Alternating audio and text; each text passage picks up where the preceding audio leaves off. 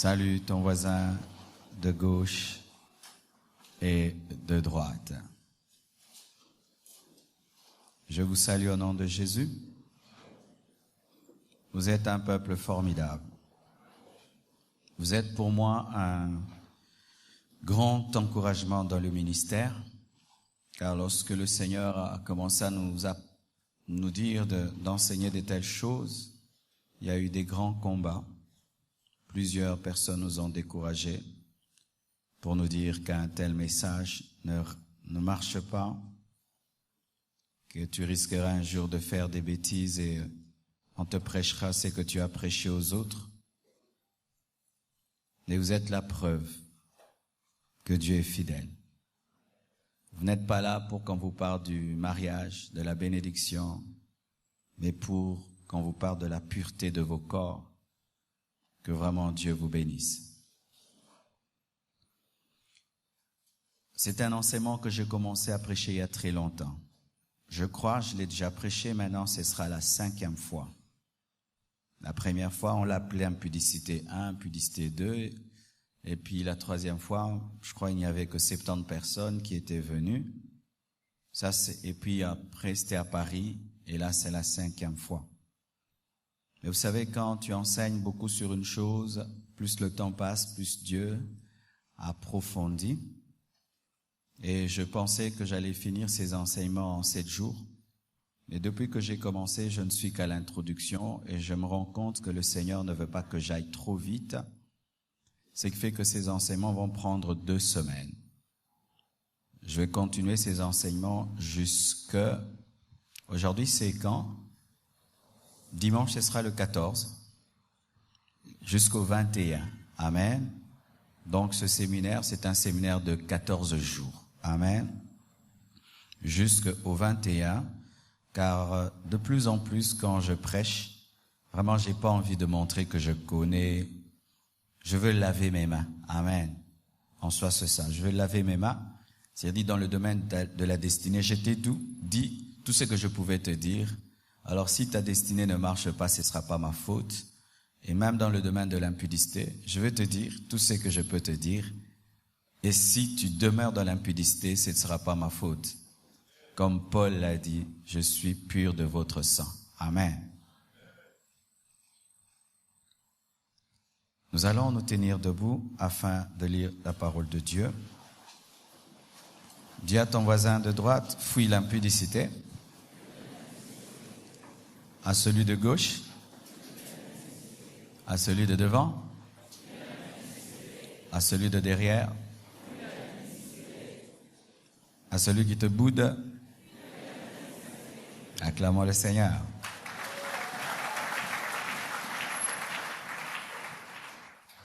Aujourd'hui, je vais continuer à parler de la définition de l'impudicité et des types d'impudicité, car hier, j'ai pas pu finir, et puis je vais parler d'une controverse qui existe entre résister et fuir. Amen.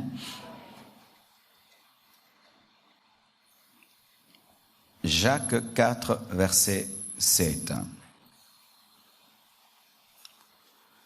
Soumettez-vous donc à Dieu, résistez au diable et il fuira loin de vous. Là, on dit résister. 1 Corinthiens 6, 18. Fuyez l'impudicité. Quelque autre péché qu'un homme commette, ce péché est hors du corps. Mais celui qui se livre à l'impudicité pêche contre son propre corps. Genèse 39, verset 12. Il s'agit de la femme de Potiphar et de Joseph. Elle le saisit par son vêtement en disant « Couche avec moi ». Il lui laissa son vêtement dans la main et s'enfuit au dehors. Je vous prierai de marquer, vous allez lire ça chez vous à la maison, Proverbe 7, verset 6 jusqu'au verset 27. Je ne veux lire que le verset 26e, mais pour comprendre ce passage, il faut lire tout le chapitre qui parle de la femme prostituée. Proverbe 7, 6 à 27. Proverbe 7 plutôt, 6 à 27. Je lis le verset 26. Car elle a fait tomber beaucoup de victimes, et ils sont nombreux tous ceux qu'elle a tués. Dans d'autres versions, on dit, car elle a fait tomber beaucoup de victimes, et ils étaient forts, tous ceux qu'elle a tués. Ils étaient forts. Amen. Lévitique 18, 22 à 29. Tu ne coucheras point avec un homme comme on couche avec une femme. C'est une abomination. Ça, c'est l'homosexualité que Dieu condamne. Lévitique 18, 22 à 29. Tu ne coucheras point avec un homme comme on couche avec une femme. C'est une abomination. Tu ne coucheras point avec une bête pour te souiller avec elle. La femme ne s'approchera point d'une bête pour se prostituer à elle. C'est une confusion. Ne vous souillez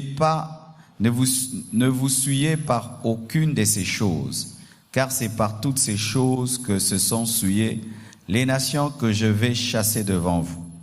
Le pays en a été souillé, je punirai son iniquité et le pays vomira ses habitants. Vous observerez donc mes lois et mes ordonnances, et vous ne commettrez aucune de ces abominations, ni l'indigène, ni l'étranger qui séjourne au milieu de vous. Car ce sont là toutes les abominations qu'ont commises les hommes du pays qui ont été avant vous, et le pays en a été souillé. Prenez garde que le pays ne vous vomisse si vous le souillez, comme il aura vomi les nations qui étaient avant vous. Car tous ceux qui commettront quelqu'une de ces abominations seront retranchés du milieu de leur peuple. Que Dieu bénisse sa parole. Asseyez-vous, s'il vous plaît.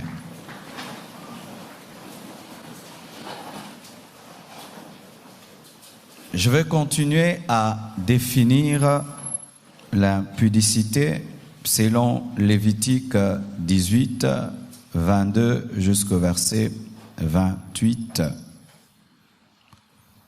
Voici les définitions que le monde donne à l'impudicité. Car la tactique du diable, lorsqu'il veut te pousser à pécher, c'est d'enjoliver le péché, c'est d'embellir le péché. Le diable sait qu'il ne peut pas te conduire à faire le mal en te disant que le mal est mal. Il est rusé, il est malin, c'est un grand séducteur.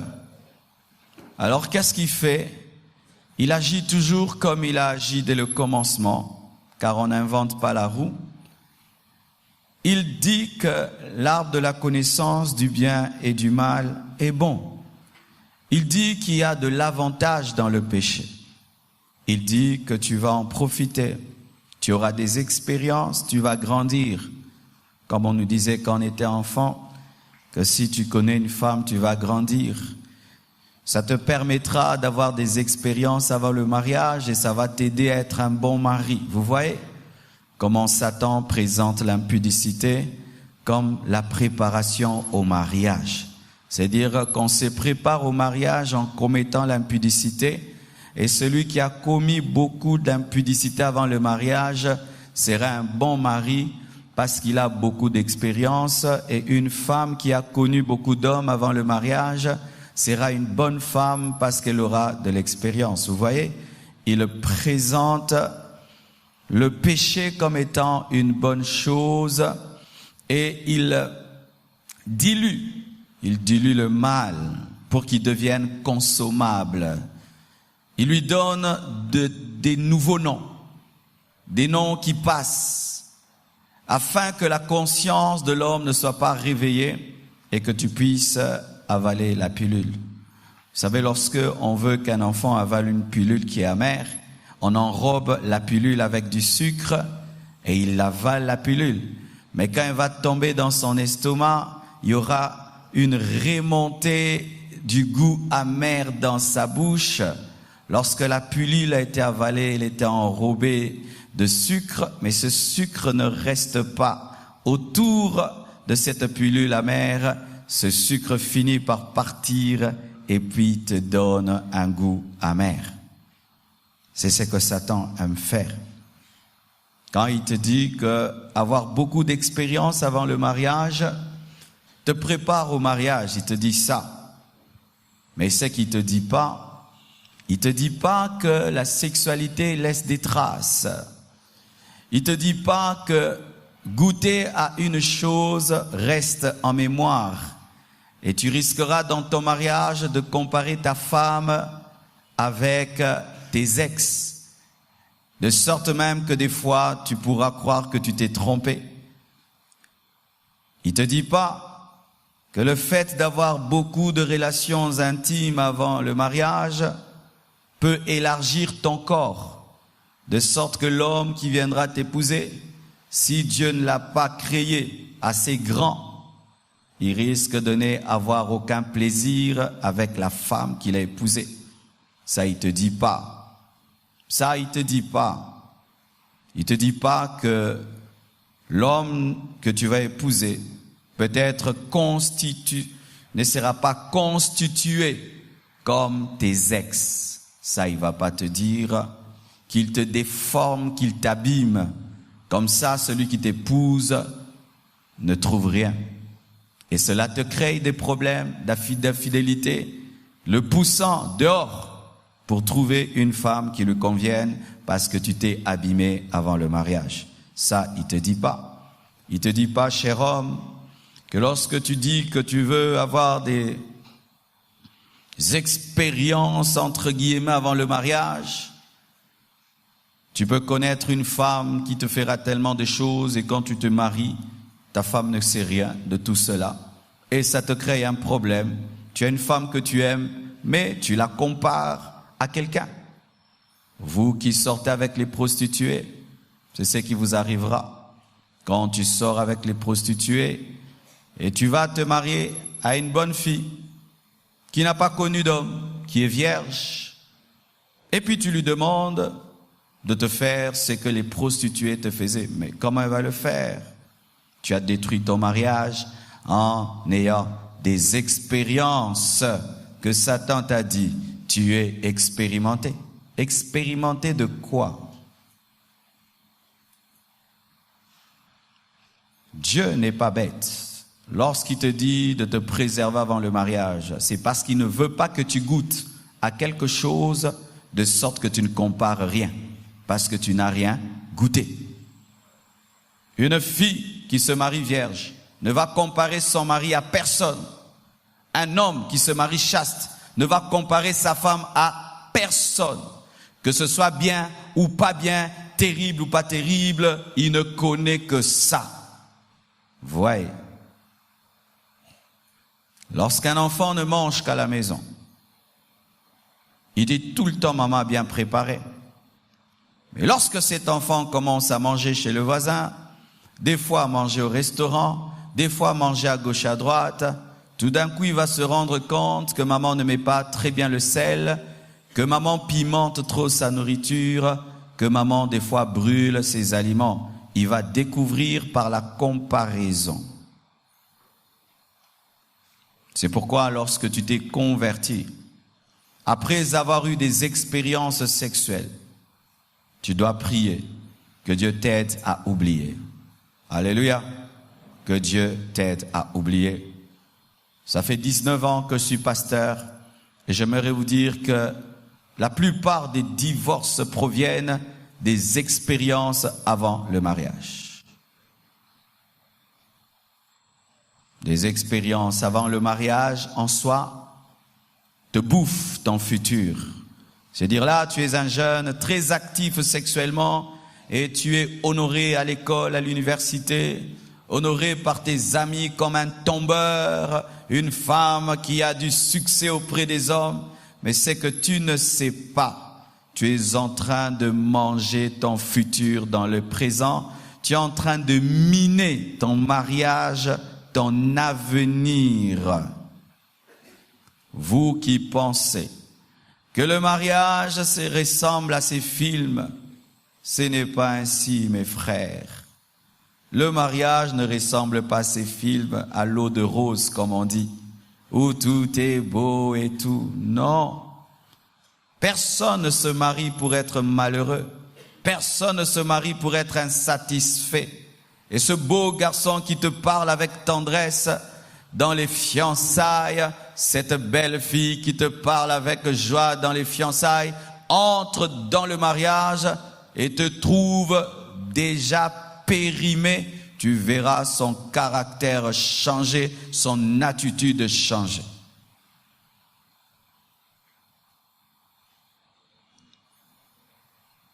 En soi, dans le domaine de la sexualité, ce qu'on appelle des malins, ce sont eux qui sont insensés, et ce qu'on appelle yuma, ce sont eux qui sont sensés.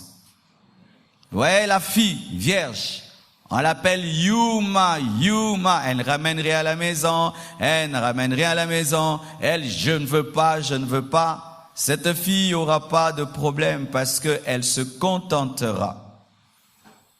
La yuma se contentera. Le garçon qui n'a pas connu de femme, qu'on a insulté, regarde-le, il n'a pas de copine, lui quand il va se marier, il n'aura pas trop de problèmes comme celui qui était le grand de l'école. Qu'est-ce que ça te fera? Pendant que tu couches avec ta femme et de revoir tous les anciens souvenirs, tout te revenir pendant que tu es avec ta femme. Ça te fera quoi? Tu es avec ton mari et les anciens souvenirs te reviennent. De sorte que certains même citent les noms de leurs copains pendant l'acte. Citent, oubliant. Il y a eu des divorces à cause de ça. Pendant l'acte, tu as cité le nom de quelqu'un d'autre parce que c'est avec lui que tu étais. Pourquoi? Parce que le premier organe sexuel n'est pas l'organe génital, c'est le cerveau. Et certains se concentrent psychiquement sur leurs ex qu'ils ont beaucoup aimés pour avoir du plaisir dans leur mariage. Et c'est de l'adultère psychique et c'est de l'adultère. N'avez-vous pas remarqué, mes frères et sœurs, que souvent, ces amis à nous qu'on appelait Yuma sont devenus des bons maris, des bons papas. Et ces amis qui en disaient ils ont du succès vont de divorce en divorce et en divorce et en divorce parce que ils tombent dans l'insatisfaction. Ils se sont tellement habitués à avoir beaucoup de partenaires et lorsqu'ils entrent dans le mariage, ce désir continue. C'est pourquoi toi qui es vierge, reste vierge. Toi qui es chaste, reste chaste. Que le diable ne te trompe pas. Et si tu as perdu ta virginité, arrête de vivre dans l'impudicité. Et si tu as donné ta vie à Jésus après avoir perdu ta chasteté et ta virginité, Dieu t'a pardonné, mais va et ne pêche plus. Va et ne pêche plus. Mais sache que ta repentance ne va pas restaurer ton hymen.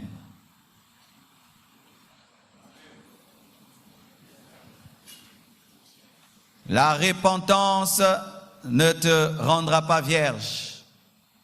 Car il y a un faux prophète un jour qui, comme ça, a couché avec une fille, lui disant qu'il a l'onction de coucher avec les vierges et il peut les rendre vierges. Archi faux. Dieu te pardonne, mais ton hymen ne sera pas restauré. Et le monde appelle l'impudicité sortir ensemble. Écoutez la définition de l'impudicité selon le monde. Nous sortons ensemble. Vous allez où? Tobi Maranaï. Vous allez où? Au supermarché? Vous sortez ensemble pour aller en enfer, c'est ça? Nous sortons ensemble. Et d'autres même, ils disent, nous vivons ensemble. Vous mourrez ensemble. Nous vivons ensemble. Ça, c'est ma copine. Nous vivons ensemble. Nous vivons ensemble. Nous mourrons ensemble. Pourquoi on dit nous vivons ensemble? C'est parce qu'on refuse de mettre ce mot mort. Parce que si on met mort, tout d'un coup, la conscience se réveille et on doit arrêter. Mais en soi, ce n'est pas vivre ensemble, c'est mourir ensemble. D'autres appellent ça engagement. J'ai un engagement. Un engagement d'impudicité. Un engagement de tromper son mari, sa femme.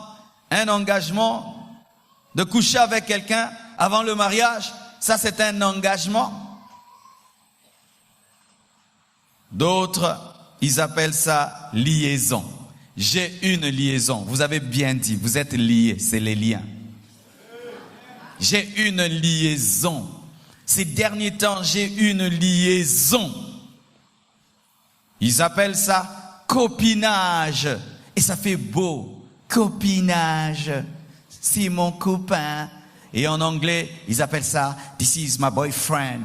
My boyfriend.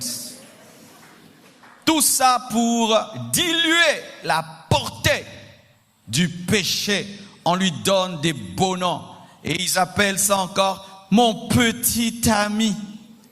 Mon petit ami. Vous faites quoi avec les petits amis? Vous faites des petites choses? Mon petit ami. Vous faites des petites choses avec le petit ami? Faut dire mon impudique. Ça, c'est mon impudique. Tu vois, c'est mon impudique.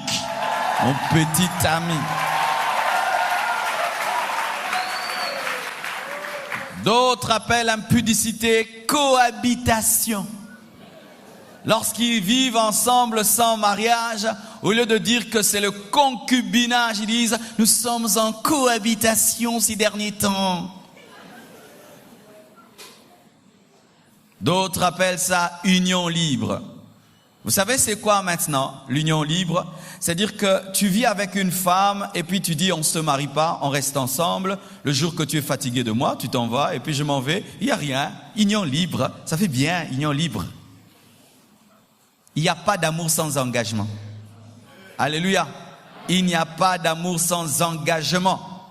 L'homme moderne ne veut plus se marier. C'est pourquoi il crée maintenant des formes de mariage, mais sans alliance. Un mariage, mais il n'y a pas d'alliance. Vous imaginez, marié, mais pas d'alliance. On est ensemble. Le jour que tu te fatigues, tu t'en vas. Le jour que je me fatigue, je m'en vais. Je le quitte. Je ne le sens plus. C'est fini. Union libre. D'autres appellent le péché, l'impudicité, appétit sexuel. J'ai des appétits sexuels. Tu manges la chikwang? J'ai des appétits, j'ai des forts appétits, hein, pasteur. J'ai des forts appétits, vraiment, des forts appétits. Ces derniers temps, pasteur, des forts appétits. Ouliara Kwang.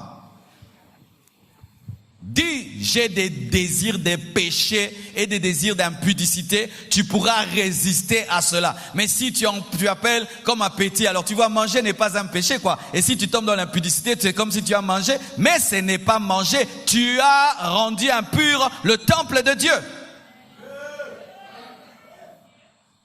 D'autres disent qu'une vie de péché, c'est une vie sexuelle épanouie.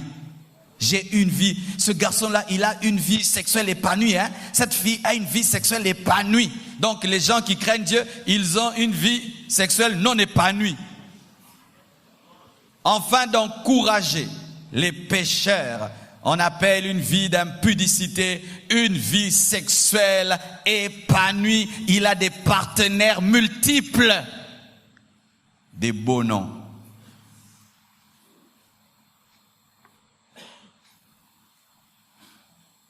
D'autres appellent ça assouvir des besoins. Je devais assouvir ce besoin. Je devais assouvir les besoins. D'autres disent c'est ma nature. Pasteur, Dieu crée certains hommes, ils ne veulent pas de ça, mais moi, ma nature, avec ma nature que Dieu m'a donnée, hein, ma nature. Tu vois des hommes comme nous là, ça veut dire quoi? Tu vois les hommes comme nous. On n'arrive pas à rester avec une seule femme. Les hommes comme toi, comment? Ma nature. Et vous savez, quand je me suis converti, être métissé, c'était être impudique. Vous voyez, quand quelqu'un est métissé, donc il doit être impudique. Alors, c'est faux. Tu peux être métissé, tu n'es pas impudique. Tu peux être une fille métisse, mais tu n'es pas impudique.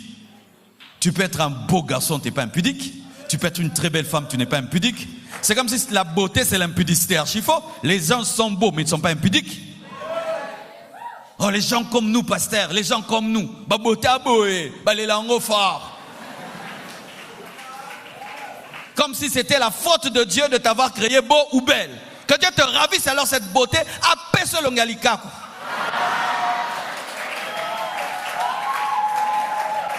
C'est ça. Pasteur, c'est Dieu qui m'a créé comme ça. Les hommes ne me supportent pas. Les hommes ne me supportent pas. Les femmes ne me supportent pas. C'est pourquoi je tombe. Donc Dieu a commis l'erreur de te créer beau. Joseph était beau, mais il n'est pas tombé dans l'adultère. Jésus était beau. Il n'est pas tombé dans l'adultère. Alléluia. La beauté n'est pas une licence pour vivre dans le péché. Ou quand une fille est belle, elle doit être une prostituée. Non, non, non, non, non et non. Et des fois même nous comprenons ça. Quand quelqu'un est très beau ou très belle, il faut avoir la compréhension, pasteur.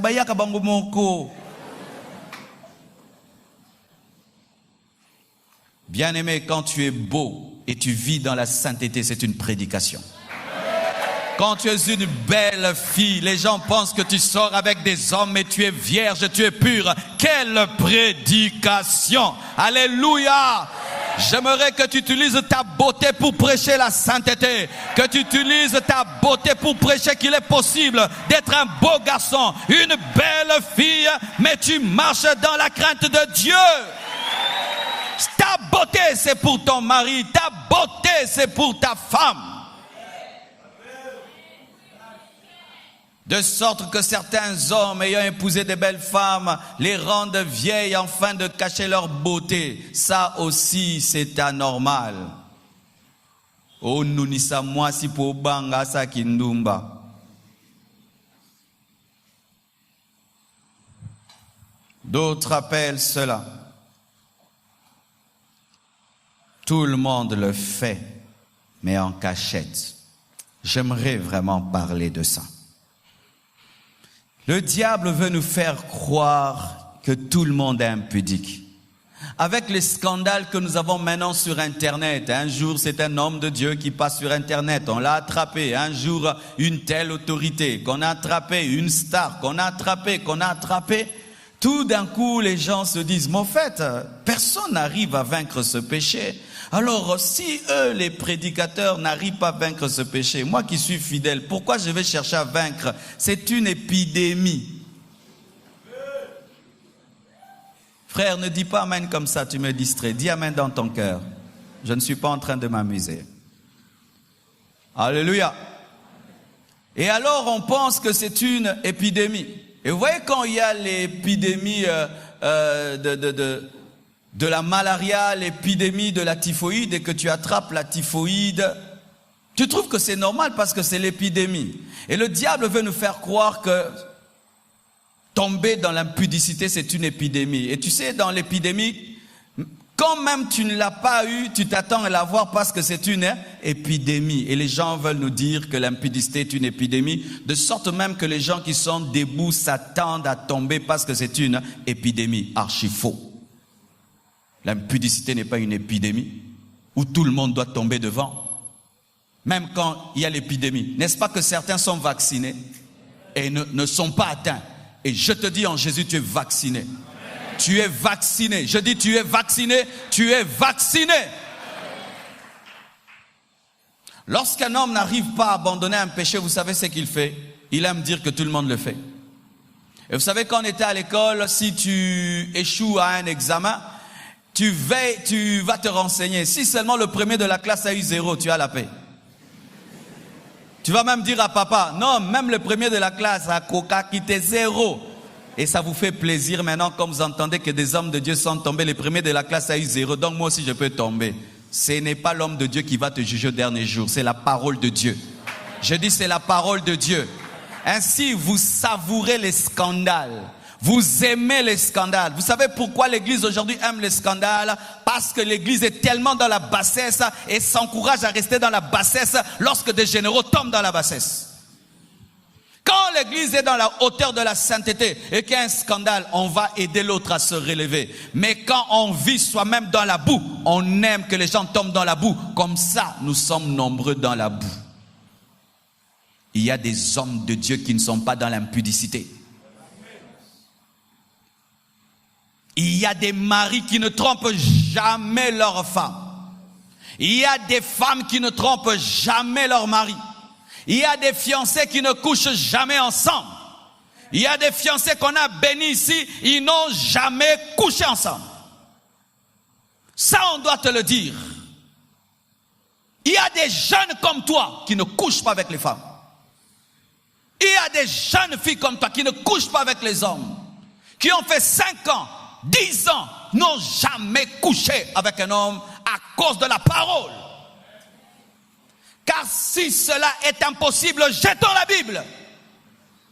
Si la Bible est incapable d'aider quelqu'un à vivre dans la discipline sexuelle, ça c'est quel Dieu qui est faible. On veut qu'on nous prêche le scandale. Et tel est tombé, tel est tombé. C'est pourquoi ne suivez pas des chaînes de télévision ou des chaînes YouTube qui ne présentent que des scandales. Ça vous prépare vous aussi à commettre des scandales.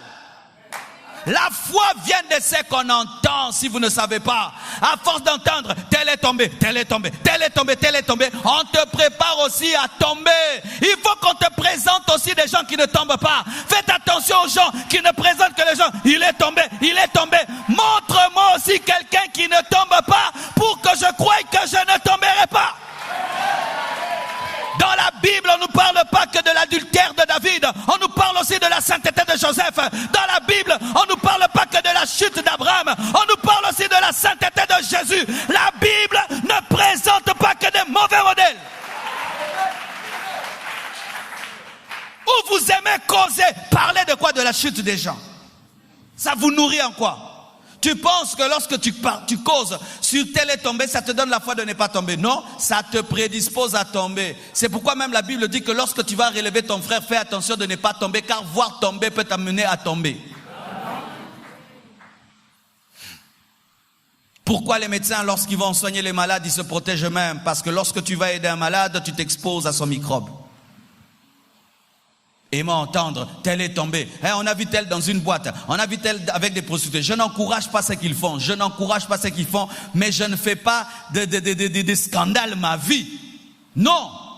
Je veux qu'on me dise, il y a tel homme de Dieu, jusqu'à la fin de sa vie, n'a jamais trompé sa femme. Moi, je vais entendre de telles choses. Il y a tel homme, il est milliardaire, mais il ne trompe pas sa femme. Je veux entendre de telles choses. Je veux entendre des témoignages de victoire, de sainteté, de pureté.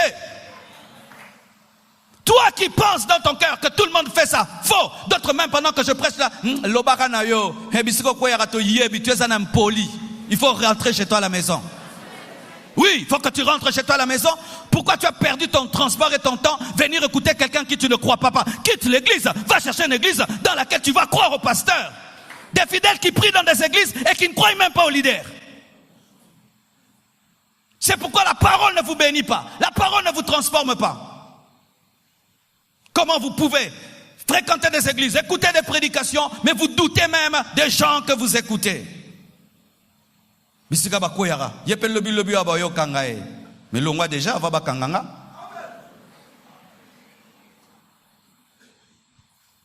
La Bible dit, tu regarderas l'homme de Dieu comme ça. Quand tu ne regardes pas l'homme de Dieu comme ça, c'est impossible que le message qui te prêche puisse te convaincre. Frère, l'évangile de Jésus-Christ te libère de l'impudicité. La présence du Saint-Esprit dans un homme le libère de l'impudicité. Recevoir Christ dans ta vie te libère de l'impudicité. Et il y a des vrais chrétiens, il y a des vrais chrétiens, il y a des vrais chrétiens, il y a des vrais chrétiens. Dans cette église, il y a des vrais chrétiens. Nous ne sommes pas une association des hypocrites. Nous ne sommes pas une association d'hypocrites. Il y a des vrais enfants de Dieu ici. La Bible nous dit au dernier jour, Dieu va nous présenter ce qu'on appelle la multitude des témoins. C'est-à-dire des hommes de la même nature que toi, mais qui n'ont pas vécu comme toi. Alors que toi, tu pataugeais dans le péché, ils étaient dans la même situation que toi, mais ils ne sont pas tombés dans les mêmes péchés que toi. Un royaume de crabes. Les crabes n'aiment que personne ne sorte du trou. Et ainsi, on aimerait que tout le monde pêche. Quand tu vis dans la sainteté, tu es fidèle à ta femme, ils soupirent et ils désirent qu'un jour tu tombes toi aussi. Comme ça, tu deviens comme eux. Et ils vont te téléphoner. C'est là qui passe. J'appelle ça la sorcellerie pentecôtiste. Des gens qui parlent en d'autres langues mais qui attendent la chute des autres. Pourquoi ça te dérange lorsque quelqu'un dit qu'il n'a jamais trompé sa femme? Ça te dérange en quoi? Tu veux maintenant qu'il tombe avec toi? Pourquoi ça te dérange que quelqu'un dise que Jésus lui a donné la victoire sur l'impudicité? Tu veux qu'il te dise quoi? Que malgré la présence de Jésus-Christ dans sa vie, il tombe. C'est ce qui va te faire plaisir. Hein?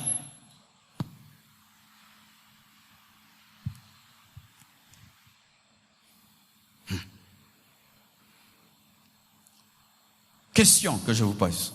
Lorsque Jésus-Christ a dit tout accompli, les démons de l'impudicité avaient échappé. Hein? Quand la Bible dit qu'il a dépouillé les autorités et les dominations, les démons de l'impudicité, lui, il n'était pas dépouillé. C'est ça. Hein?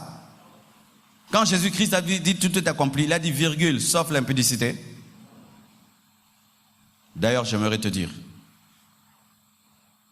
quand tu as la nature de Jésus-Christ, commettre l'impudicité, c'est trop grave, c'est trop difficile. C'est trop difficile. Que je tombe dans l'impudicité. Ah, mais c'est trop difficile. Il faut que Satan fasse une planification même de 50 ans. Parce que pour qu'il y arrive, d'abord, d'enlever la parole qui est dans ma tête, convaincre mon cœur, me trouver quelqu'un, et que je parle à cette personne, je me cache avec cette personne, tu enlèves les vêtements. Hey!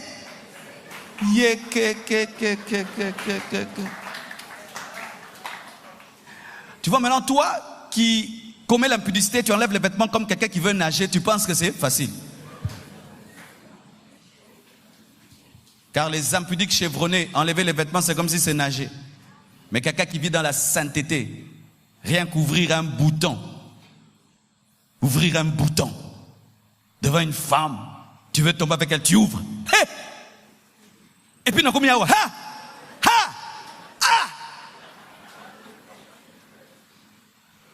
yo, olongoli veste, chemise, cinglé. Alors toi qui trouves que c'est facile, bien aimé, non, c'est compliqué pour un homme qui vit dans la sainteté de tomber dans l'impudicité. Arrêtez de dire que c'est facile, c'est difficile, c'est difficile. Donnez-moi la main, je vais parler. Et cet excès de contrôle des fois que vous avez face aux hommes de Dieu prouve aussi que vous ne croyez pas en nous. C'est-à-dire que non, si une sœur qui est trop jolie entre dans le bureau, tout beaucoup m'alerte. Frère, nin. Oh, c'est Rona quoi ça rabat. Boutique tout à la soirée quoi ça. Donnez-moi la main. Bien aimé, quand nous prions, si un jour Beyoncé vient à l'église, vous allez faire quoi? Je ne vais pas la recevoir au bureau. Non,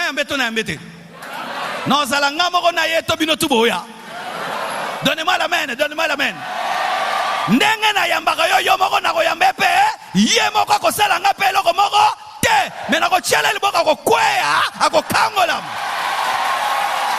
Bien aimé, celui qui est en nous est plus fort que celui qui est dans le monde. Sortez de cet évangile de faiblesse. Évangile de faiblesse. Évangile de faiblesse. Évangile de faiblesse. Évangile de faiblesse. Évangile de faiblesse. Évangile de faiblesse. Comme si on a reçu un tout petit Saint-Esprit. Un tout petit Saint-Esprit. Comment vous pouvez être à côté des hommes de Dieu? Vous vous attendez à quoi?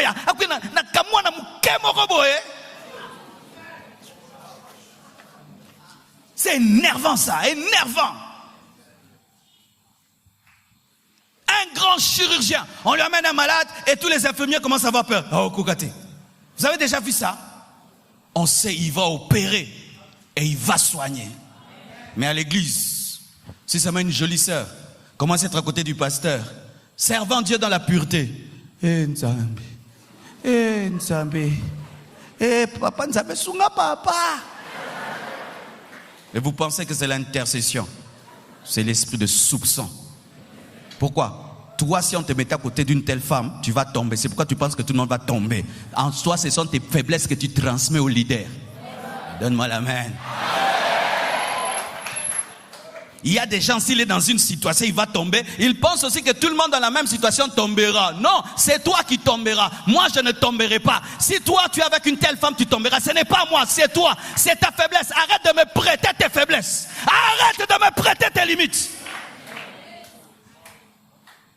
Arrête de prêter aux gens tes limites.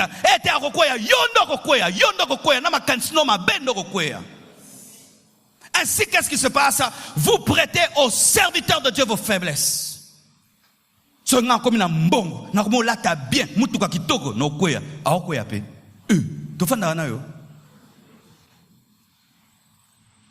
je vais en Europe, je vais tomber. Alors quand quelqu'un va en Europe, il revient, vous le regardez. S'il prêche pas bien le premier jour,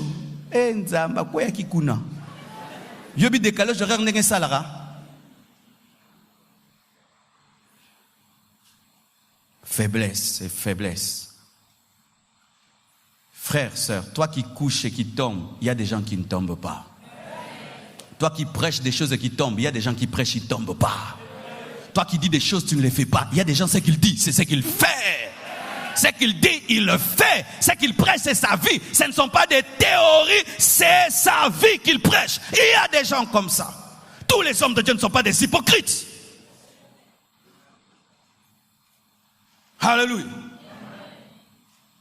Frères et sœurs, voici les définitions que la Bible donne à l'impudicité. Horrible pratique, confusion, horreur, souillure, infamie, une abomination. Joseph appelle ça un grand péché.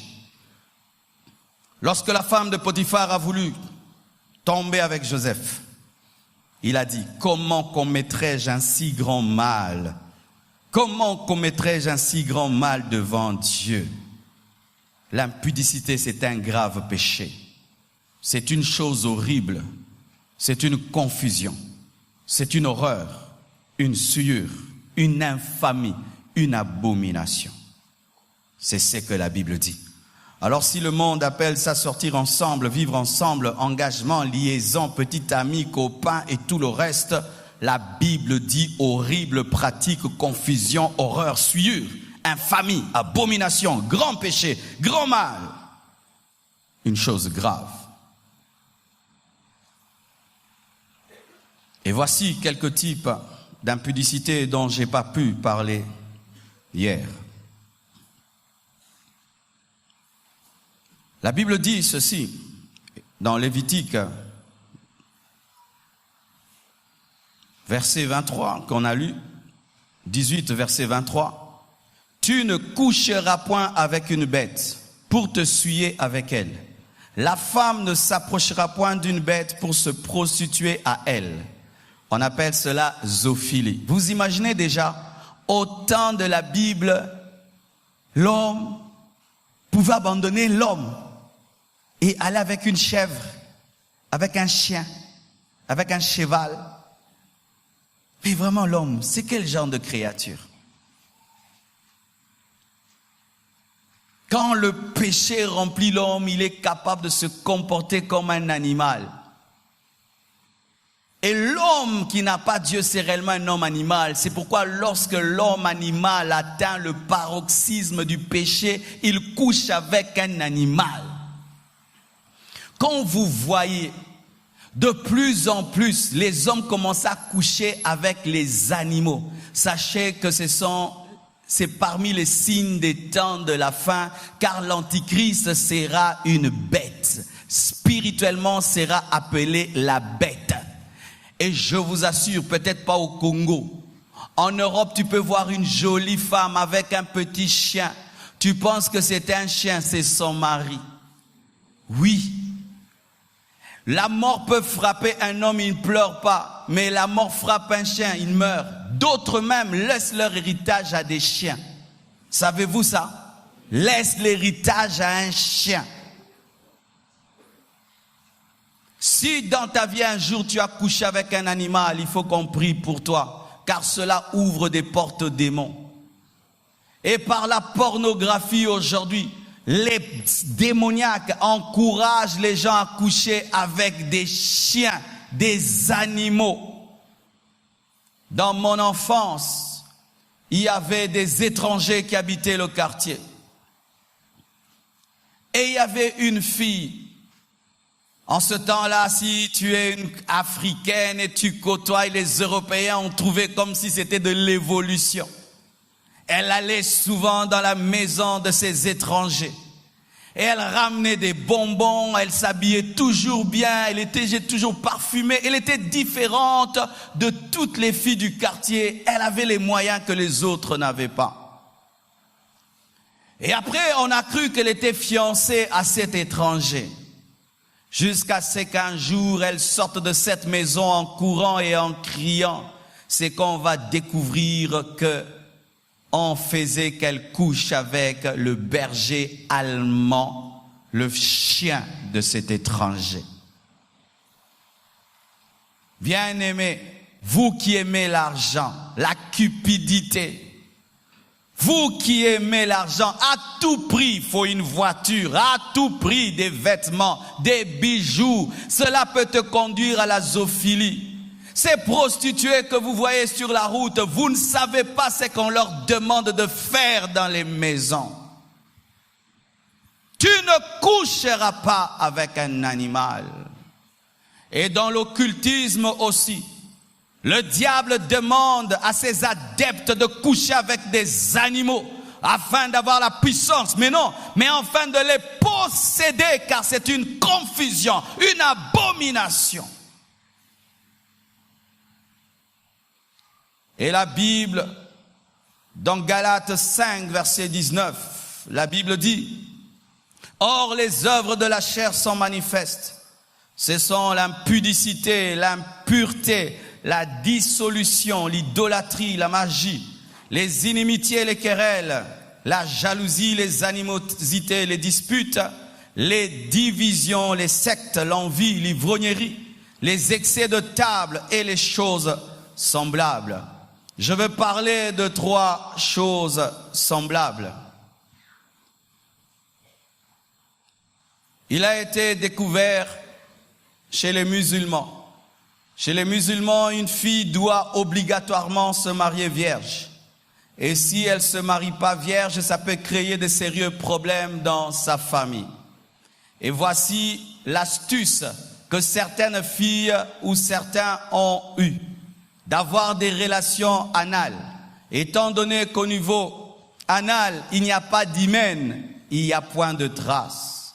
Ils ont des relations par l'anus, la sodomie. Certains ici, vous dites, moi je ne le fais pas, je suis vierge. Oui, tu es vierge sur le plan vaginal, mais sur le plan anal, est-ce que tu es vierge? Des nouveaux péchés, remplis d'intelligence, disant, je garde mon organe génital pour l'homme de ma vie, mais je peux donner une autre partie de mon corps à n'importe qui, pourvu que ça me garde vierge. Tu es vierge, la sodomie. Et d'autres pratiquent le cunnilingus. Tu n'as pas connu ta fiancée, tu n'as pas connu cette fille, mais tu lèches son corps. C'est un péché. Et d'autres sucent des hommes, la fellation. On ne fait rien. Nous, on ne fait rien. Faire rien, c'est quoi? Si ce n'était rien, allez le raconter alors. Allez le dire que vous faites le cunnilingus, vous faites la fellation et le sodomie. Le diable est malin. Qu'est-ce qu'il fait? Ce qui est clair, il te dit, ne le fais pas. Mais ce qui est semblable, car c'est semblable, il te pousse à le faire et puis il vient dire à ta conscience, mais non, toi tu n'es pas impudique. Mais au plus profond de toi, tu sais que tu es impudique. Bien-aimés frères et sœurs, ce n'est pas au monde de fixer les normes. C'est à Dieu de fixer les normes. Ce n'est pas au monde de nous dire comment faire les choses. C'est à Dieu de le fixer. Amen. De le fixer. Et d'ici là, j'aurai même à parler aux mariés sur ce domaine. Car nous devons être sûrs que ce que nous pratiquons dans nos maisons est biblique, de peur d'attirer des esprits, même dans le mariage. Amen. Même dans le mariage, nous devons être sûrs que ce qui est pratiqué est dans la parole de Dieu. Il me distrait celui-là. Alléluia. Alors il y a des gens qui ont du mal à mettre ensemble fuir et résister. Car des fois, c'est comme s'il y a de la contradiction dans la parole. La Bible dit ceci: fuyez l'impudicité.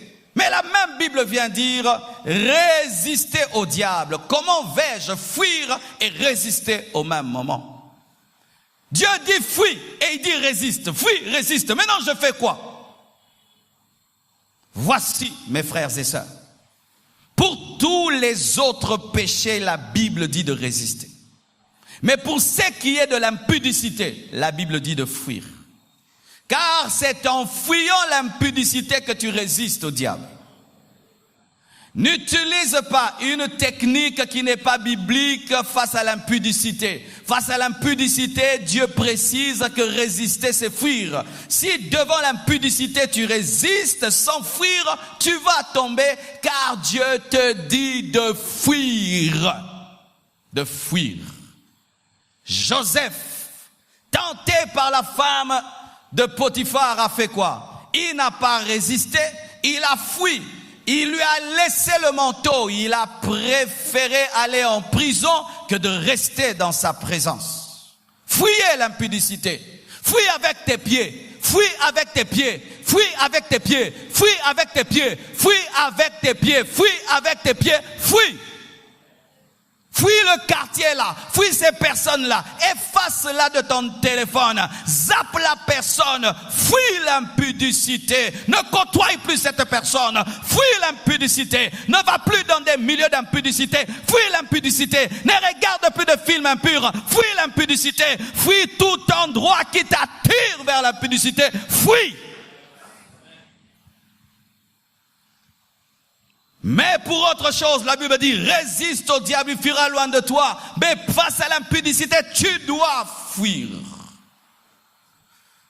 Ainsi, vous comprenez que le secret face à l'impudicité, c'est être faible, car ce sont les personnes faibles qui fuient. Les personnes fortes résistent.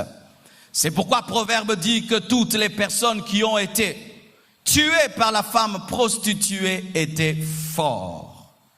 Ce sont les forts qui tombent dans l'impudicité. Les faibles ne tombent pas. Je vous assure. Mais j'aurais peur de mettre dans ma voiture une prostituée. Moi, j'aurais peur. J'ai peur. Moi, quand je vois une prostituée, j'ai peur. Parce que ce niveau de courage-là, c'est grave. Donc, ça fait peur. Mais quelqu'un qui est fort, entre. Tu ne sais pas pourquoi elle est dehors. Si elle est sorcière, si elle est magicienne, si elle a des démons, si elle est malade, si elle est ceci, si elle est cela. Tu l'as fait entrer. Tu es fort. Mais quelqu'un qui est faible ne peut pas. Je suis rempli du Saint-Esprit. Ça va rien me faire. Bien-aimé, lorsque seulement quelqu'un te déclare son intention de te faire tomber, tu dois fuir. Tant qu'il ne déclare pas, ça va. Mais s'il déclare, tu dois fuir. Se croire plus fort que Dieu, plus fort que la parole. Vous allez dans des lieux qui vous tentent. Tu es fiancé, vous allez en retraite, vous deux, à Louzizi là, pendant des semaines. Vous deux. Tu es fort, hein? Vous deux. La porte fermée. Tu prends le pondou. et la chèvre, tu mets ensemble et tu dis, chèvre, ne mange pas les pondous. Tu veux faire un miracle? Vous deux, je suis contre les retraites des fiancés à deux. Ne faites jamais plus ça. Vous êtes en train de dire, Satan, tu nous as oubliés, viens nous tenter. Nous sommes ici à Mangengengue. C'est pourquoi vous allez en retraite et vous péchez dans les retraites. Plus fort que Dieu. Vous allez pas prier et vous allez finir les requêtes. Vous allez méditer, vous allez finir la méditation. Et puis ce sera ya. Un jour, un frère, il va comme ça en retraite avec sa fiancée. Et puis ils finissent les retraites, ils finissent les requêtes, la méditation. Et puis ils sentent le désir de tomber. Ils disent non, on va prier. Si Dieu veut qu'on tombe. Non, Dieu, il entend des choses. Hein. Il ne faut jamais désirer être Dieu. Tu auras les surménages. Et puis ils disent, Seigneur, si c'est toi, et si c'est pas toi, si tu es contre qu'on tombe, nous allons compter jusqu'à 10. Envoie quelqu'un frapper à la porte. 1, 2, jusqu'à 10. Dieu n'a pas frappé à la porte parce qu'il avait déjà frappé au cœur. Fort. Un homme te drague et tu sais qu'il veut te faire tomber. Mais il t'appelle au téléphone, pourquoi tu prends? Un homme te drague et tu sais qu'il veut te faire tomber. Il te fixe un rendez-vous au restaurant, pourquoi tu vas? Un homme te drague et tu sais, il t'invite chez lui à la maison et tu sais ce qu'il veut et tu vas. Tu es trop forte, c'est pourquoi tu tombes. Une femme te séduit, tu sens que là, cette femme veut me faire tomber, mais tu la côtoies, tu la fais rire et tout le reste. Qu'est-ce que tu veux? Tu es trop fort, tu ne fuis pas. Comme tu ne fuis pas, tu tomberas. Tu es en train de te battre avec tes propres armes, alors que l'arme de Dieu, c'est la fuite. Il faut fuir. Joseph a fui. Imaginez au bima penza na couloir mbaku nini anga kwa isanga Yuma mais Yuma biki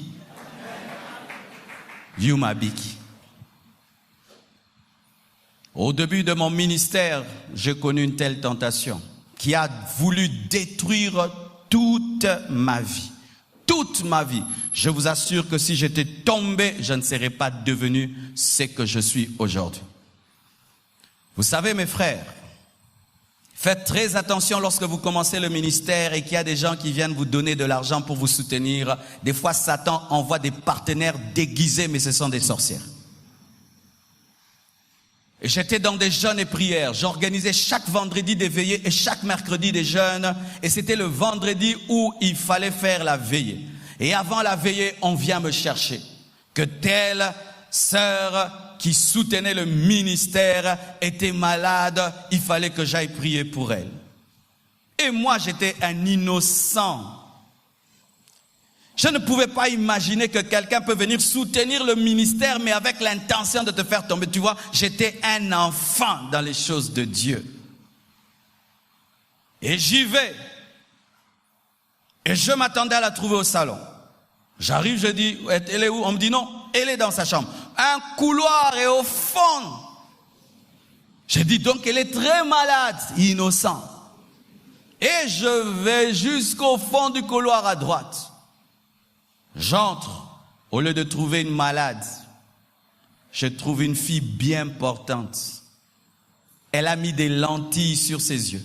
Une chambre avec une lumière bleue, climatisée. Habillée comme une prostituée, tout son corps presque, la moitié est dehors. Elle a mis de l'huile sur tout son corps, elle brille comme un serpent. Assise au coin de son lit. Et elle me met une chaise en face d'elle, un miroir à droite. Et un coca très froid. Coca bamelangomba nguteseza malili, de temps travail. Tout, elle avait préparé, tout était préparé pour ma chute. Et puis je lui dis, mais tu es malade? Elle dit non, Et elle me dit clairement ce qu'elle voulait. Imaginez ça. Un jeune garçon de 23 ans. Tu ne connais que les Riambro Zakapa, Yababa, Shakababa. Toi, tu vas pour prier, tu trouves autre chose. Et quand elle a dit, mes frères, ces paroles ont libéré la présence démoniaque. J'ai senti seulement quand elle a parlé, la présence démoniaque a rempli la chambre et tu sens que tout le décor était planté pour ma chute. Joseph a vaincu la femme de Potiphar parce qu'il avait la révélation de Dieu même dans le secret. Il ne marchait pas avec Dieu pour le regard des hommes, mais face à Dieu, il pouvait voir Dieu dans une chambre. Et l'Esprit de Dieu me dit, Marcelo, fâche-toi. J'ai pris autorité sur elle. J'ai dit, agenouille-toi. Et c'est à Jésus, lève les mains. Tu as l'esprit d'impudicité. Je vais chasser les démons. Avec sa mini-jupe et ses lentilles, elle était à genoux. J'ai commencé à prier pour elle. Je n'ai pas attendu que les démons partent. J'ai fui. Je l'ai laissé à genoux. Stratégie. J'ai fui, je suis parti. Elle est restée en attendant la délivrance, mais c'était la stratégie. Pour ceux qui moulaï costaud sera kangio. J'ai fui et un jour on se rencontre. Elle me dit, Pasteur, j'ai dit, toi, tu n'es pas une brebis, tu es une louve. Tu es carnivore, tu veux manger le berger. Va en enfer toute seule. Et aujourd'hui, je prêche sur fouiller l'impudicité. Les âmes sont sauvées, les vies sont changées, les vies sont transformées. Il y a un réveil. Si j'étais tombé ce jour-là, je ne serais pas là en train de vous dire ces choses. Bien-aimé frère, toi qui es fort, tu es faible. Si tu veux être fort, sois faible. Vous voyez une petite fille de 12 ans, dis-la que tu l'aimes. Qu'est-ce qu'elle ira faire? Elle va t'accuser chez maman. Maman, Azef Sangabla Saïté. Vrai ou faux? Elle est faible. Comme moi, tu me tentes, je vais t'accuser chez ma femme. Maman Blanche, Azef Sangabla Saïté. Alléluia. Ne sois pas fort. Ne sois pas fort, sois faible, car les faibles sont forts.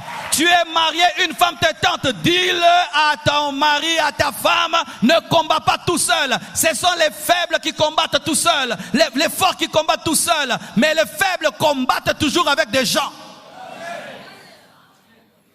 Dans le secret, tu es en train de te battre alors que tu dois dire à ton mari, tu dois dire à ta femme. Dans le secret, tu te bats alors que tu dois dire à ton pasteur. C'est vrai, même les collaborateurs. Tu es rongé par l'impudicité qui t'attaque. Au lieu d'aller le dire au pasteur, pasteur, je sens ça. Non, vous tous voulez paraître saint. C'est aucun délit fait, le n'a pas parent, c'est.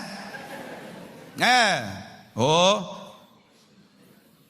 Faites attention, vous qui travaillez avec les hommes de Dieu. Vous savez ce qui arrive souvent? Vous voulez tellement paraître fort au devant de nous, mériter notre confiance, que lorsque l'ennemi vous tente dans ce domaine, vous ne venez pas acquérir la sagesse et la prière, et vous voulez paraître fort, et vous allez tomber dans le secret, et vous allez devenir des tombeaux blanchis. Vous paraissez être saints, mais au-dedans, le diable est en train de vous ranger. Au lieu de venir qu'on prie pour toi et qu'on t'aide, mais tu veux paraître fort alors que tu tombes.